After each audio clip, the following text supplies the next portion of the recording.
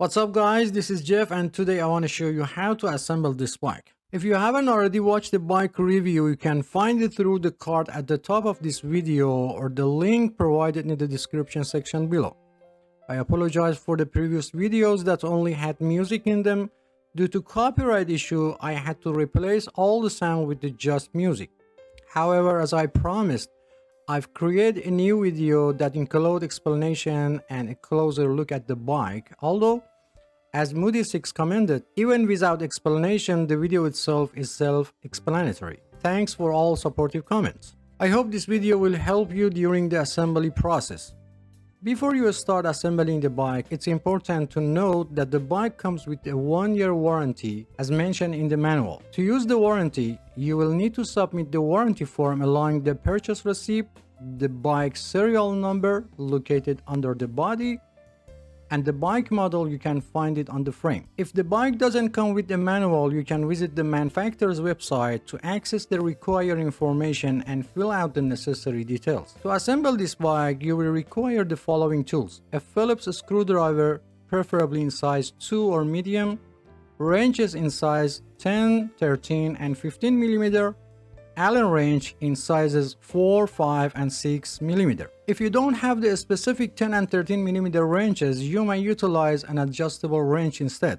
However, it's required to have a 15 mm open-end wrench available. I generally recommended utilizing a 3-way Allen wrench with sizes 4, 5, and 6 mm. These sizes are more commonly employed and can endure significant pressure during assembly. If you need to purchase these tools, I've included a link in the description section below where you can find them at the lowest available price. These bikes are manufactured in China and their measurement system is based on the metric system. However, you can also use inch wrenches if needed. The wrenches may feel slightly loose in some instances, but they are still capable of tightening the screws and nuts. These are the size of inch wrenches that you can use. Some parts of this video are common to all bikes, and in order to be able to give you a complete explanation, I've used several bikes. So don't be surprised if you see different bikes in some part of video. Okay, let's start. First, check the box completely to make sure there is no any damage. If the box appears to be damaged, when opening it, make sure the bike parts are not damaged in the damaged area of the box. Avoid tearing the box completely when removing the bike. Why? The reason for keeping the box is that the bike may have been damaged during shipping and you plan to return it to the store and you will need the box for return process. Before returning the product, you can contact manufacturer customer service and ask them to send you a damaged part free of charge. Each store considers a return time policy for itself. For example, eBay or Amazon, you have 13 days to return the product. Make sure they get the part to you before this date, otherwise return the product. To open the box, use a 1/2 inch deep cutter or knife and start by cutting the top and side of the box. Even you cut through the middle of the top, as long as your cutter blade dip stays within 1/2 inch, it won't affect the bike.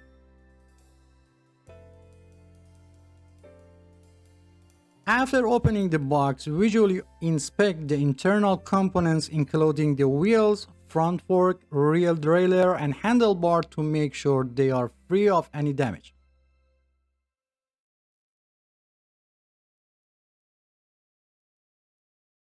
After making sure that the bike components are intact, you can take the bike out of the box and still avoid tearing the box.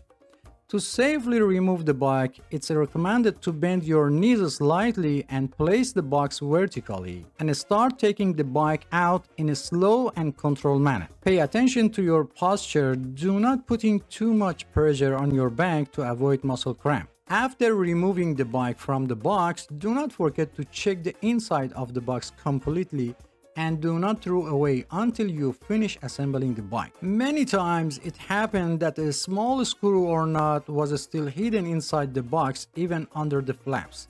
For ease of assembly, remove all paper and plastic cover from the bike. However, be careful not to damage the paint on the body when removing them. as this may lead to rust over time. Also be sure to remove any remaining tape from the body as it will change the bike paint over time.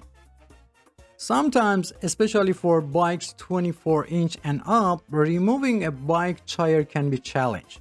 Be careful not to apply too much pressure when trying to remove the tire because it can lead to bend or broken spoke. To successfully remove the wheel, gently push the bike forward and backward while rotating the tire in the same direction to release. In the comments of my previous video, some have asked why I don't use a bike assembly tripod. Well, let me clarify that I assemble bike for regular folks, not experts, and I don't know what percentage of people have a bike tripod.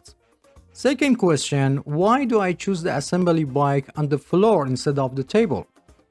While a smaller bike like 12 or 16-inch may be manageable on the table, but when it comes to the larger bike like a 24-inch and up, it's a whole different story. Attempting to assemble such a bike on the table would be like trying to fit an elephant into the matchbox. Someone else suggested that I should install the bike seat and handlebar first and then turn the bike upside down to install the front wheel.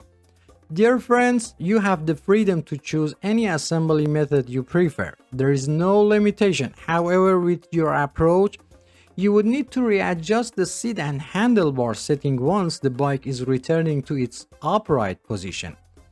I would appreciate your comments on this matter as it would be helpful to determine which method is easier overall. As you watch the video, I want to share something with you. When people take the time to publish a video on YouTube, their goal is to share their information with others and they need support. Your subscribing means supporting the person or the channel to share videos. So please subscribe to the channel for support me. When you watch a video and use it information, giving a like tells the creator of the video that your video was helpful and useful. And this like encourages them and it's helped the video maker a lot to make more and better video for you. So don't forget to like the video. And if you post a comment and express your feeling toward the video, it's a sign of your generosity that you are showing to YouTuber in return. And finally, sometimes I get good discounts and I will share them on the channel. If you want to be able to use it during the discount period, turn on all notifications to be the first. And thanks for watching. If present, remove the plastic piece from end of the fork. For easier assembly, you can lean the real wheel against a wall or other object. To determine the correct direction, turn the fork so that the brake system is facing forward. Also, the brake cables should be placed in front or outside of the fork instead of inside or behind the fork. Remove the fender retaining bolt from the fork and place the fender. Put the bolt in the hole and push the fender up and tighten the bolt.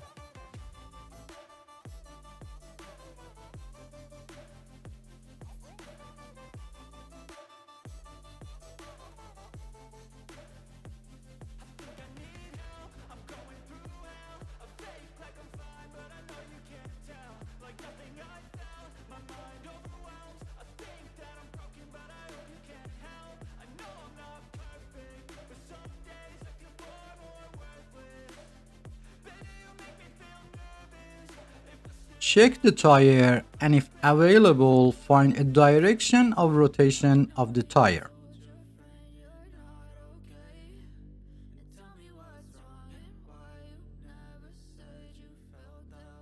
Remove the head nut and wheel retainer from both sides of the axle. Lift the bike frame and place the wheel axle in the fork and then open the kickstand. You will notice that the bike is stable, although it's best to always keep one hand on the bike just to be sure. If the rim is warped or bent, I made a video on how to fix it and I've put the link in the description section below. There is a hole at the end of the fork. Insert the wheel retainer into the hole and tighten the head nut by hand. In only a few limit models, only washers are used for the wheel retainers. Repeat the same process on the other side.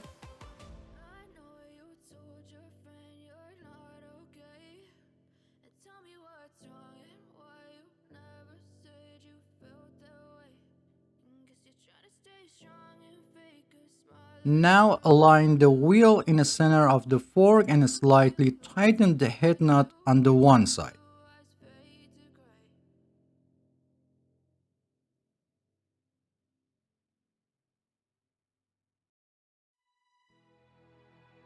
Tighten the nut slightly on the other side and finally tighten the head nut on each side completely. And don't forget to check the alignment of the wheel during the process.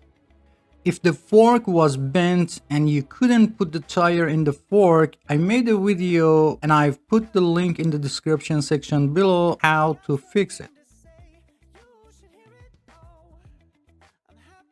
If the reflector is loose, align it horizontally and tighten it with the Phillips screwdriver. However, be careful not to over-tighten the screw because it may cause the reflector to break. Determine the correct direction of handlebar installation and make sure that the brake cable is not twisted and all cables are facing forward.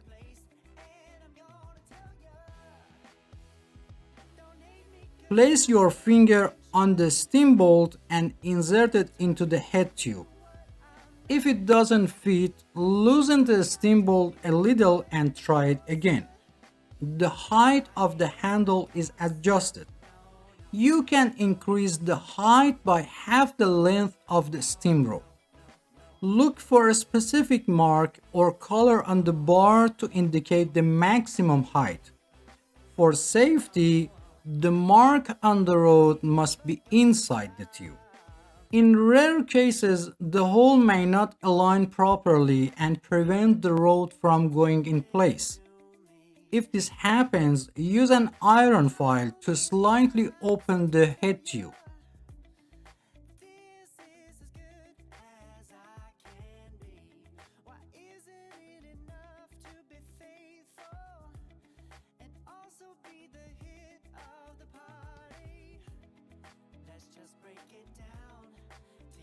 Loosen the screws holding the handlebar on the steam. Install the handlebar in the correct direction and in a center.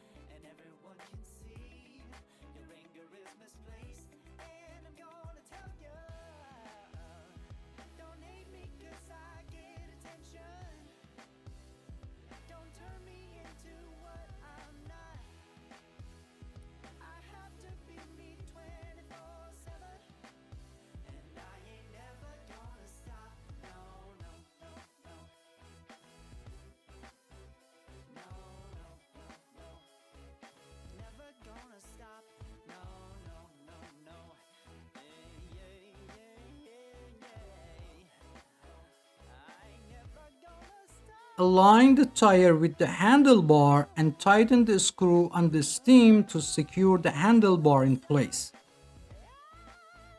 Check that the brake pads are only in contact with the rim when braking. Press the brake arm and observe the position of the pads and adjust them if necessary.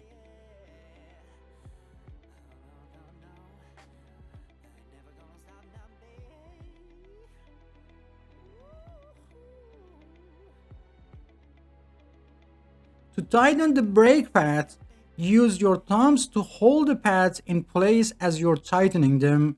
This prevents the pad from rotating during tightening.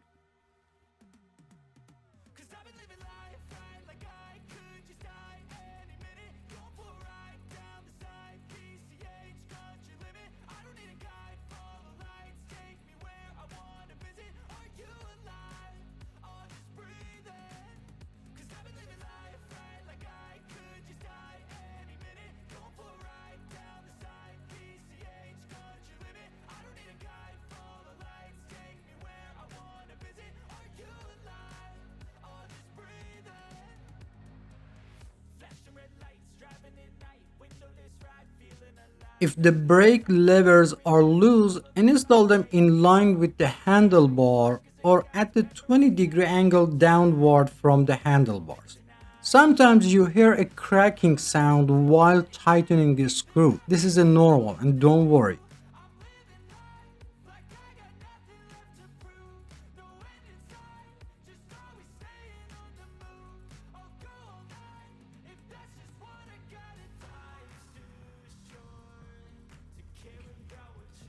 On 99% of bikes, the brake lever adjustment screw is often found next to the brake handle. You might wonder about purpose. Sometimes people with a smaller hand, especially children, find it difficult to reach and hold the brake handle properly.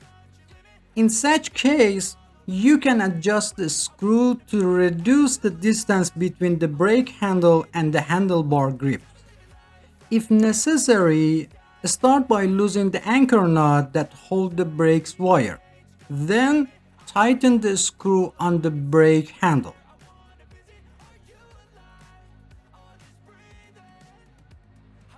As you do this, you will notice that the brake handle moves closer to the handlebar grip and reducing the distance between them. It's important to note that this adjustment doesn't affect the overall performance of the brake system, and you can always revert it back to its original state if desired. If the brake wire is not already loosened, loosen the anchor nut that's holding the brake wire. Release the wire slightly and insert the head of the wire into the hole of the brake handle. Pass the wire through the grooves. After installing the brake cable head, tighten the adjusting barrel on the brake handle until it reaches the end. Ensure that the groove of the adjusting barrel is not aligned with the groove of the brake handle to prevent the brake cable from coming out.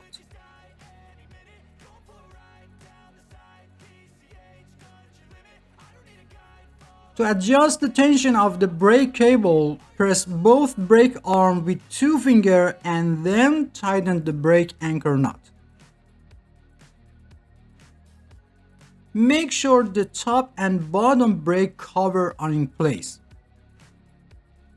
Test the brake by moving the front wheel and pressing the brake lever to make sure the brakes are set correctly. Ideally, the distance between the brake lever and a grip should not be less than half a full size. If both brake arms do not move together and you want to adjust them, you'll need the special tools or a narrow 14 spanner. Put the special wrench inside the two spring rings behind the brake arms and turn it a little in the direction that the arm doesn't move so that both arms move together, or use narrow 14mm spanner. Do this several times until both arms move together. If after adjusting the arms return to original position, slightly tighten the knot behind the front brake system. Even if only one arm moves, the braking system will still working properly. Test the brake by moving the front wheel and pressing the brake lever to make sure it's properly adjusted.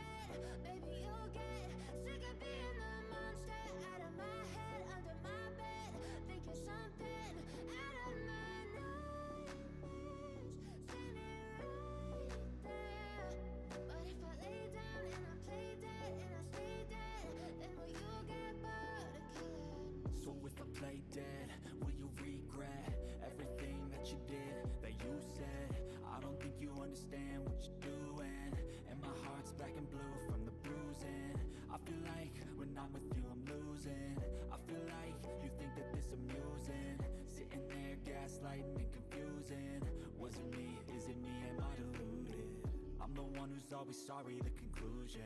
Even though I offer all of the solutions, I wish you loved me like I love you, it's stupid. When To install the pedals, find the right side of the pedal by checking the letters R or L labeled on the pedals. If there is no label, look for engraved letters on the bottom of the metal part. If the chain has came off the sun wheel or sprocket, reinstall it by placing it on the sprocket with your thumb and turning the pedal once. with me like cats and a string, you don't understand the pain it brings. You don't ever Install the pedal by hand only, without touching the threads and without using tools. Be careful to install the pedal vertically on the crank arm to avoid damage to the pedal and crank threads. For the left side, turn it counterclockwise, or easy way, turn it toward the front of the bike. After making sure the pedal is in the correct position, turn it a few times by hand, then while holding the rear wheel, use a 15mm wrench to tighten it. In rare cases when the pedal cannot be installed, first install the pedal on the other side. Sometimes the pedal may be labeled with the letter L, but both pedals are designed for the right side of the bike. If it's not installed on the opposite side, go back and install the pedal from the inside of the crank arm in the opposite direction to the rear of the bike. This is done when the pedal or crank threads is damaged, and reversing the installation direction will help rebuild the thread paths for proper installation. Also, if the pedal installed in this position, then you know you have selected the right pedal.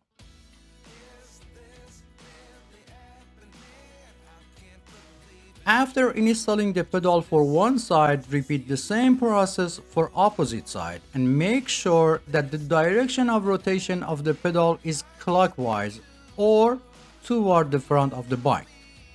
It doesn't matter if it's right or left, always install them toward the front of the bike. If your wrench gets stuck after tightening the pedal, to remove, push the wrench toward the outside of the crank arm and release it at the same time.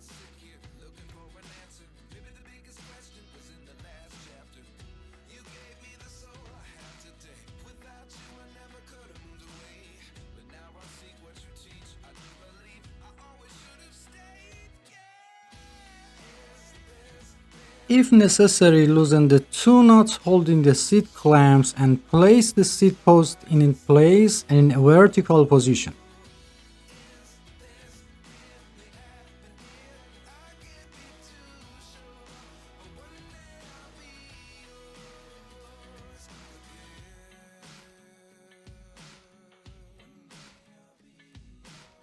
Tighten the nuts on the both sides of the seat clamp from the left and right and make sure that the seat post doesn't move.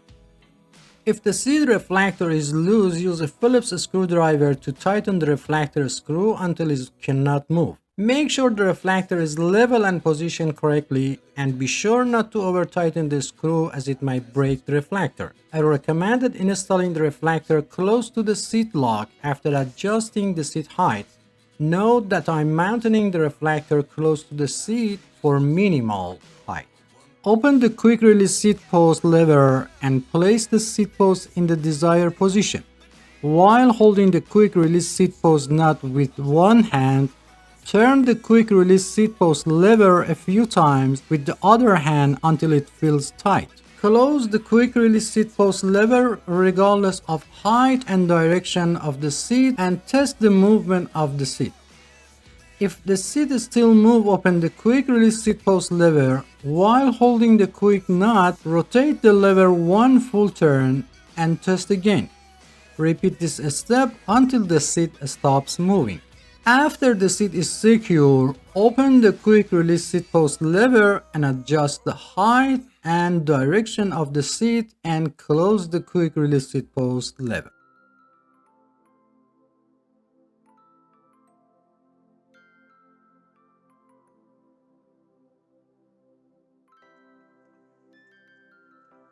If the seat continues to move after locking, you may need to tighten the seat clamp nuts. Also, if the seat angle needs to be adjusted, loosen the seat clamp nuts a little, change the seat angle, and tighten the nuts again.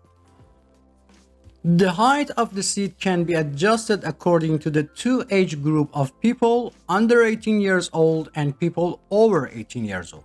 It's important to keep in mind that the body continues to grow until about 18 to 25 of age and then growth slows down. For children under 14, it's recommended to buy a slightly larger bike to accommodate their future growth and choose the right size for people over 18 years old. It should be noted that the age alone is not a determining factor and body size and proportion are more important. Some people may be 10 years old but have the same body size as a 13 years old. For bikes with training wheels, it's enough for children's toes to touch the pedals and they can turn them. For bikes without training wheels, the seat height is considered appropriate if toes can touch the floor while sitting on the seat, or one foot should be firmly on the ground while the heel of the other foot is flat on the pedal, or one foot should be on the ground while the toes on the other foot are placed on the pedal and the foot is slightly bent. If for any reason the seat post falls into the seat tube, turn the bike upside down and gently tap the bike body to remove the seat post. Another solution to prevent the post from falling inside the seat tube is to install the seat post alone first and then attach the seat. This eliminates the possibility of the seat post falling into the pipe during the installation.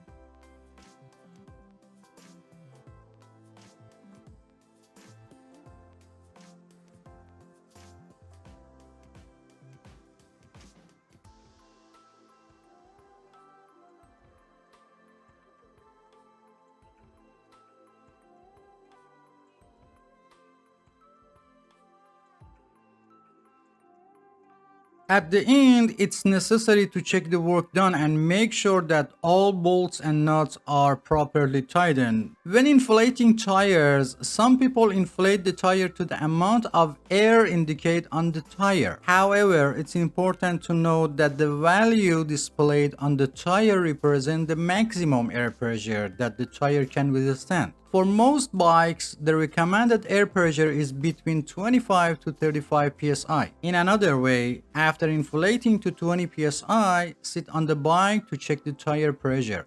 If the tire is not fully inflated, increase the amount of the air. Remember, the weight of the cyclist determines the amount of the tire inflation. To inflate the tire, first remove the valve cap and then put the air pump head on it. Sometimes this is difficult because by pressing the tube valve, the valve goes inside. If the tire is slightly inflated, first deflate it completely. Press your thumb on the back of the valve and place the air pump head on it. Inflate the tire halfway and make sure the tire is still on the rim. If part of tire pops out, release some air pressure, put the pops out area back inside the rim and reinflate it again.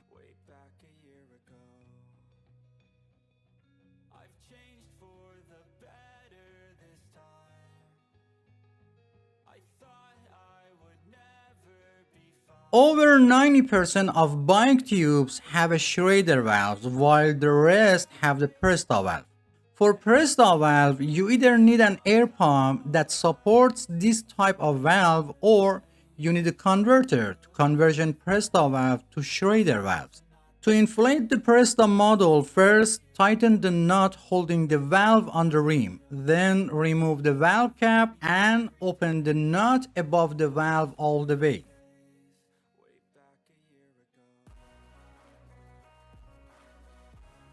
Install the converter on it and inflate it like Schrader valve.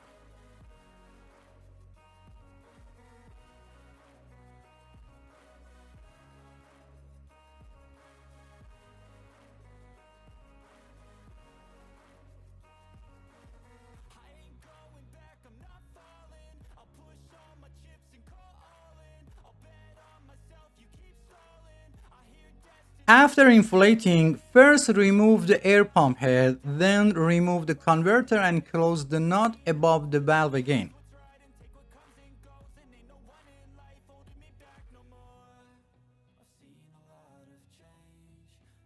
And finally, put the cap on the valve. If the nut holding the valve on the rim is loose, tighten it again. And finally, it's very important to teach children how to use brakes before riding a bike. Many accidents of children with trees or walls happen because they are not familiar with the braking system. So spend at least 10 minutes and teach them, and don't forget the helmet. If you have any question, please provide specific details or timestamp from the video so I can better understand your question and provide faster help. If you enjoy the content, please subscribe to the channel for support me and turn on all notifications to be the first to know about new videos. Feel free to visit other parts of the channel. Thanks for watching and don't forget to hit the like button. Until next video.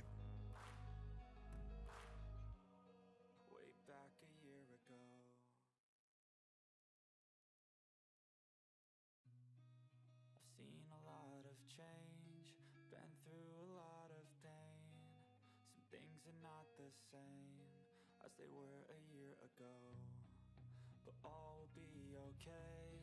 I move on each and every day.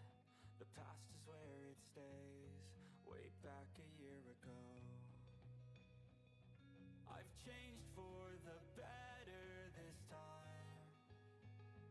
I thought I would never be fine. I strive just to say I'm alright, and for the first